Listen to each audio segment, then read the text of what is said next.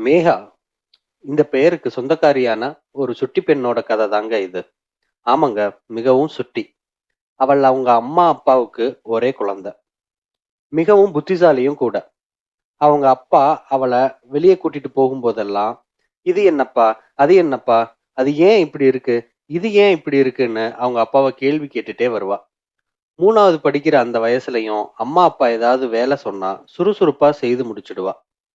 மத்த எல்லா விஷயத்திலயும் நல்ல பேர் வாங்குற நம்ம மேகா, பள்ளிக்கூடம் போறதுக்கு மட்டும் தலைகீழா இருப்பா. பள்ளிக்கூடம் போறதுக்கு அவளுக்கு சுத்தமா இஷ்டமே இல்ல. பள்ளி புத்தகத்த பார்த்தாலும் சரி, பள்ளியில குடுக்கிற வீட்டு பாடங்கள பார்த்தாலும் சரி, மேகாவுக்கு ஒரு விதமான பயம்தான்.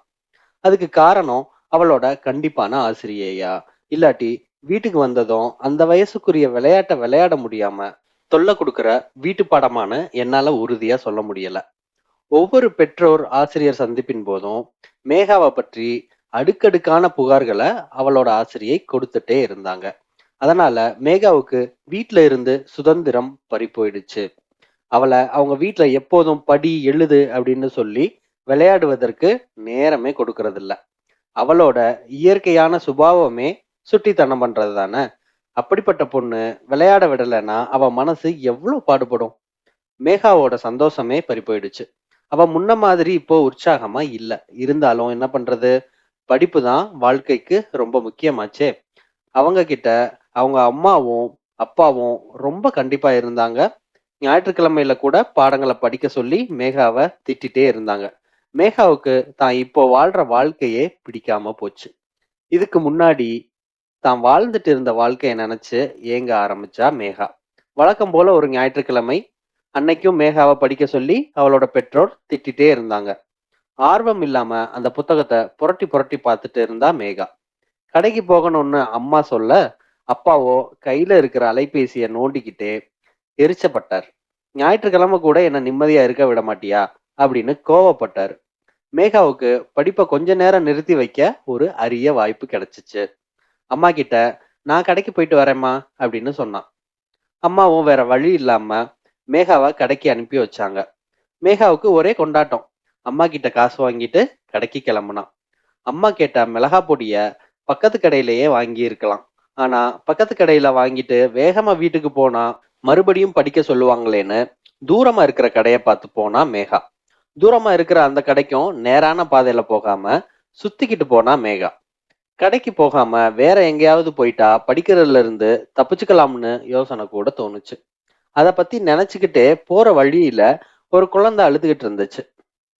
அந்த குழந்தை பக்கத்துல ஒருத்தர் தன்னையே சாட்டையால அடிச்சு வித்த காமிச்சிட்டு இருந்தாரு.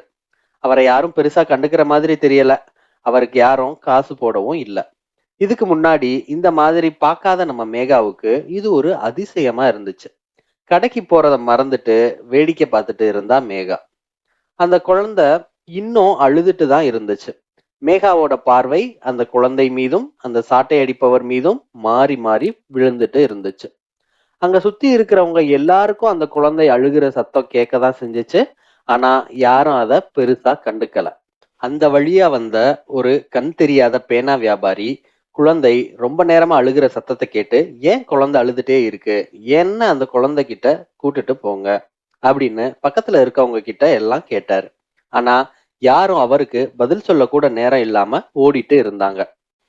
இத பாத்துக்கிட்டு இருந்த மேகா அந்த கண் தெரியாதவர் கைய பிடிச்சு அந்த குழந்தை இருக்கிற இடத்துக்கு கூட்டிட்டு வந்தா. தன் குழந்தைகிட்ட கண் தெரியாத ஒருத்தர் வர்றத பார்த்து அந்த வித்த காட்டுறவரு சாட்டை அடிக்கிறத நிறுத்திட்டு குழந்தைகிட்ட வந்தாரு. இந்த கண் தெரியாதவர் தன் சட்டப்பையில இருந்து 50 ரூபாயை எடுத்து அந்த வித்தை காட்டுபவர்கிட்ட கொடுத்து, முதல்ல குழந்தையோட பசிய போக்குங்க அப்படின்னு சொன்னார். வித்தை காட்டுபவர் கண்ணுல இருந்து தார தாரையா கண்ணீர் கொட்டுடுச்சு. காசு கொடுத்துட்டு அந்த பிச்சைக்காரர் சொன்னார், அரசாங்க பள்ளியில காமராஜர் காலத்துல இருந்து சாப்பாடு போட்டு கல்வி சொல்லித் தராங்க. இந்த குழந்தைய படிக்க வைங்க, இல்லாட்டி அதுவும் உங்கள மாதிரி கஷ்டப்படும் அப்படின்னு சொன்னாரு. நீங்க இந்த குழந்தைய படிக்க வச்சீங்கன்னா இது நிச்சயம் படிச்சு முன்னேறி உங்கள மாதிரி கஷ்டப்படுறவங்க குழந்தைகளை மீட்டு பள்ளியில சேர்க்கும். உங்கள மாதிரி கஷ்டப்படுறவங்க வாழ்க்கை தரமும் உயரும் அப்படின்னு சொன்னாரு. இத கேட்டுட்டு இருந்த நம்ம மேகாவுக்கு கல்வியோட முக்கியத்துவம் புரிஞ்சு போச்சு. உடனே வீட தேடி ஓடுனா. இதுக்கு நடுவுல கடைக்கு போன குழந்தைய காணோம்னு அந்த அம்மாவும் அப்பாவும் தேடிட்டு வந்துட்டாங்க. மேகாவை பார்த்த சந்தோஷத்துல அவங்க அம்மா அவளை தூக்கி அணைச்சு முத்தமிட்டாங்க. மேகா, அம்மா, நான் இனிமேலு ஒழுங்கா பள்ளிக்கூடம் போய் நல்லா படிக்க போறேன். எனக்கு வாழ்க்கையில நிறைய பொறுப்பு இருக்கு அப்படின்னு புத்திசாலித்தனமா பேசினான். இத கேட்ட அந்த தாய் தந்தையின் கண்கள்ல கண்ணீர் பெருகிடுச்சு. மேகா பெரியவளாகி கண்டிப்பா வெளிநாட்டுக்கு போய் நிறைய சம்பாரிச்சு அந்த நாட்டுக்காகவே உழைச்சு அந்த நாட்டு பிரஜையாகி அங்கேயே செட்டில் ஆக ஆசைப்படாம இங்கேயே கலெக்டர் போன்ற உயர் பதவியில இருந்தோ அல்லது அரசியல் தலைவரா இருந்தோ அல்லது ஒரு தொண்டு நிறுவனத்தை தொடங்கியோ அல்லது ஒரு ஆசிரியராகவோ ஆகி இந்த மாதிரி கஷ்டப்படுற குழந்தைகளை படிக்க வச்சு அவங்க வாழ்க்கைய முன்னேற்றி இருப்பா அப்படிங்கிறதுல எனக்கு எந்த சந்தேகமும் இல்லை.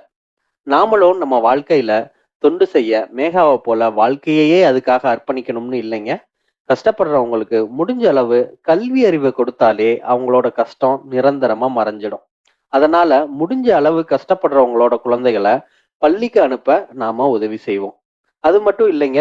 இன்னைக்கு நம்ம ஒரு உணவகத்துக்கு போனோம்னா, அதுவும் குறிப்பா மல்டி குசைன் உணவகத்துக்கு போனோம்னா, ஒரு 4 பேர் சாப்பிடுறதுக்கு ரூ.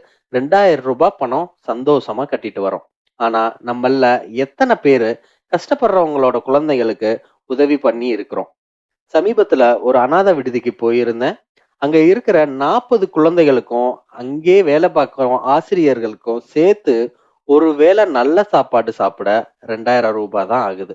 ஆனா, ஆரோக்கியமே இல்லாத நம்ம எல்லாரும் உணவகத்துல சாப்பிடும் சாப்பாட்டுக்கு, கேளிக்கை விஷயங்களுக்கு செய்யப்படும் செலவுல ஒரு 1/4 பங்கு இந்த மாதிரி குழந்தைகளின் வாழ்க்கைக்கு செலவிட்டோம்னா, அவர்கள் வளர்ந்து நாளை அவர்களைப் போல் இருக்கும் குழந்தைகளை வாழ்க்கையை முன்னேற்றுவாங்க.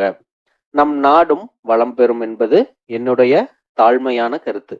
இந்த காணொளி உங்களுக்கு பயனுள்ளதா இருந்திருக்கும்னு நம்புறேன். இந்த காணொளி உங்களுக்கு பிடிச்சதுன்னா லைக் பண்ணி உங்க நண்பர்களுக்கும் ஷேர் பண்ணுங்க. இதுவரைக்கும் சப்ஸ்கிரைப் பண்ணலைன்னா சப்ஸ்கிரைப் பண்ணி பெல் நோட்டிபிகேஷன் கிளிக் பண்ணுங்க. உங்களுடைய ஆதரவு என்றைக்கும் என்னை உற்சாகப்படுத்தும். மீண்டும் இன்னொரு காணொளியில உங்களை சந்திக்கிறேன். நன்றி, வணக்கம். இப்படிக்கு அருண்குமார்.